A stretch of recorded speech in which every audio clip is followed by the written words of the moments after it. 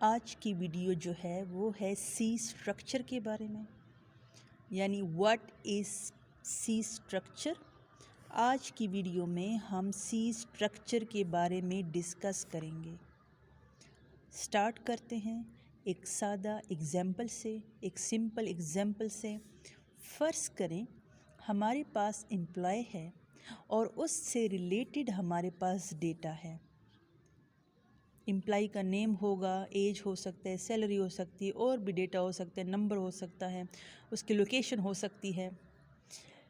अब ये जो हमारे पास डेटा है जो कि एम्प्लॉय से रिलेटेड है, ये डिफरेंट डेटा टाइप है। स्ट्रिंग जो नेम का जो डेटा टाइप है ये स्ट्रिंग होगा या करेक्टर होगा। एज डेटा टाइप जो है इंटीजर डेटा टाइप होगा। सैलरी जो है ये हमारे पास क्या है, फ्लोट में या इंटीजर में हो सकता है। यानी ये हमारे पास डेटा है, रिलेटेड तो है, लेकिन ये डेटा जो है इनकी डेटा टाइप जो है ये अलग अलग है। C++ या सी लैंग्वेज जो है ये हमें एक टेक्निक प्रोवाइड करता है जो इस related data with different data type जो है इसको ग्रुप्ड करता है। सी लैंग्वेज जो है ये हमें एक टेक्निक प्रोवाइड करता है और इस टेक्निक का काम क्या है कि ये ग्रुप्ड करता है। इसका मेन मकसद क्या है, grouped related data with different data type, with different data types। और इसी टेक्निक को जो है स्ट्रक्चर का नाम दिया जाता है। इस टेक्निक को किस चीज़ का नाम दिया जाता है, स्ट्रक्चर का।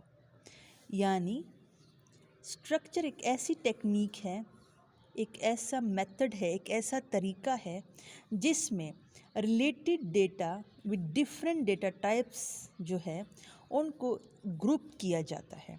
उनको क्या किया जाता है, ग्रुप किया जाता है। इस टेक्निक को सी लैंग्वेज में लिखने का जो तरीका है, जो मेथडोलॉजी है, वो ये है कि हम क्या करेंगे, हम स्ट्रक्ट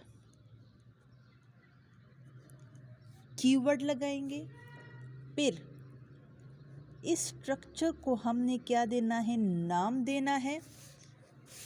नाम के बाद हम क्या करेंगे, ब्रेसेस लगाएंगे। फिर हमारे पास स्ट्रिंग है, name, integer, age, float, salary.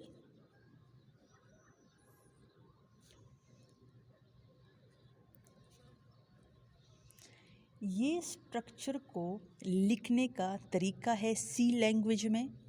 Struct हमारे पास जो है ये कीवर्ड है, ये नेम ऑफ स्ट्रक्चर है।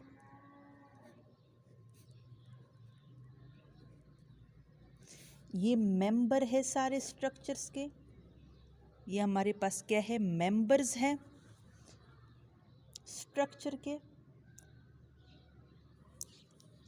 ये पूरा जो है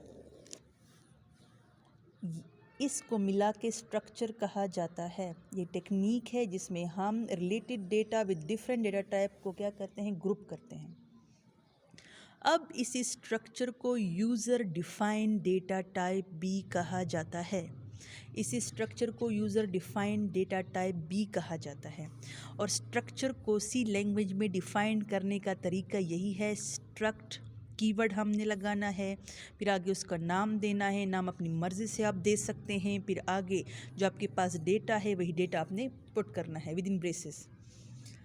अब ये तो हमने स्ट्रक्चर की डिफिनीशन कर दी है, इसको डिफ़ाइन कर दिया है। स्ट्रक्चर को क्या कर दिया है, डिफ़ाइन कर दिया है। अब हम क्या करेंगे, अगर इसी स्ट्रक्चर को हमने किसी प्रोग्राम के अंदर यूज़ करना है इसी स्ट्रक्चर को हम किसी प्रोग्राम के अंदर अगर यूज़ करना चाहते हैं तो हमें 2 स्टेप्स करने पड़ेंगे। हमें क्या करना पड़ेगा? 2 स्टेप्स रिक्वायर्ड। पहला स्टेप क्या होगा कि हमने ये डेटा टाइप है, तो हम क्या करेंगे, हम इसी स्ट्रक्चर के लिए वेरिएबल क्रिएट करेंगे। स्ट्रक्चर के लिए हम क्या करेंगे? 2 स्टेप्स रिक्वायर्ड हैं। अगर हम इस स्ट्रक्चर को किसी प्रोग्राम में, पहले हम वेरिएबल डिक्लेयर करेंगे। स्ट्रक्चर डेटा टाइप है और हर डेटा टाइप को यूज़ करने के लिए हम उसके वेरिएबल डिक्लेयर करते हैं, और फिर इसके मेंबर को एक्सेस करने के लिए हम क्या करेंगे? डॉट ऑपरेटर इस्तेमाल करेंगे। क्या करेंगे? हम डॉट ऑपरेटर इस्तेमाल करेंगे। ठीक है, अब देखते हैं। फ़र्ज़ करें मेरे पास एक प्रोग्राम है सी का।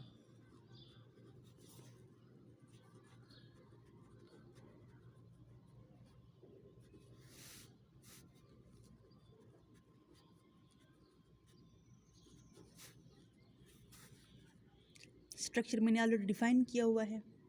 ठीक है, अब मैं इस स्ट्रक्चर जो एम्प्लॉय है उसका एम्प्लॉय है, ये यूज़र डिफाइंड डेटा टाइप है, उसका मैंने एक वेरिएबल ई डिक्लेयर कर दिया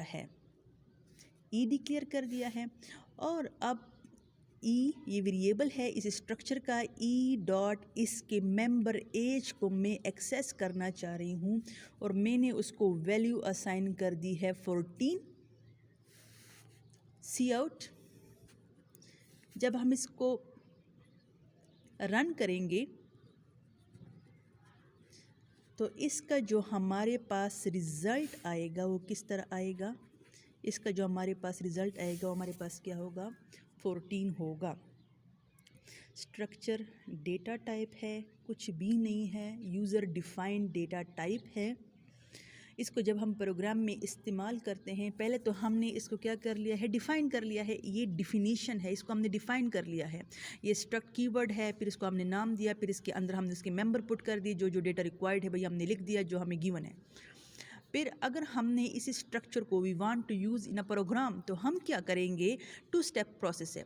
पहले इसी डेटा टाइप हो गया ना, इसी डेटा टाइप, इसी स्ट्रक्चर को यूज़र डिफाइंड डेटा टाइप भी कहा जाता है। इसी डेटा टाइप को हमने वेरिएबल डिक्लेयर करना है, जिस तरह बाकी डेटा टाइप के लिए हम वेरिएबल डिक्लेयर करते हैं। फिर इसको अगर हम मेंबर को एक्सेस करना चाहते हैं तो इसके लिए हमने डॉट ऑपरेटर इस्तेमाल करना है। ठीक है, ये इसकी एग्जाम्पल है।